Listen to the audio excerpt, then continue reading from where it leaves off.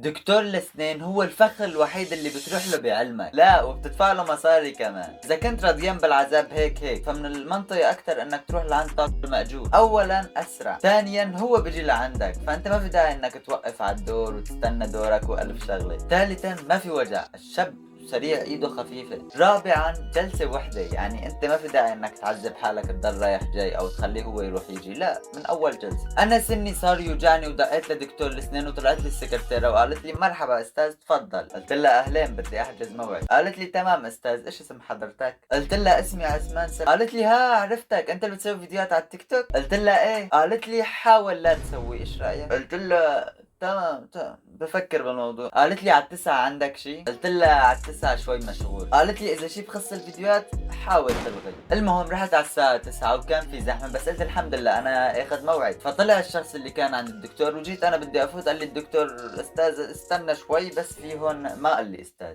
خلينا نكون صريح ما قال لي استاذ.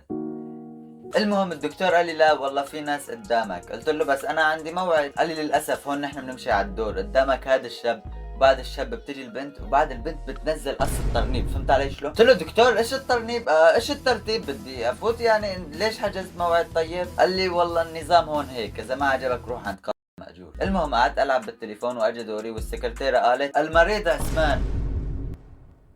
مريض عثمان؟ فانا قلت يعني على التليفون سبيتينا تمام، مع الحقيقه كمان قدام الناس بدك تسبينا، ايش بك اختي ايش بك؟ فانا قلت لا ما راح امشي، راح اضل العب بالتليفون لشي هي ترجع تجي لعندي تعتذر على الكلام اللي قالته. لكن انا ما اي واحد هيك بسبني بهني، شخصيتي قوية أنا. المهم فصرت ألعب على التليفون وسويت حالي ماني منتبه، فرجعت قالت المريض عثمان. فكان في ولد بيعرفني نط، قال لا أنسي هذا هو عثمان المريض، تعال هون تعال.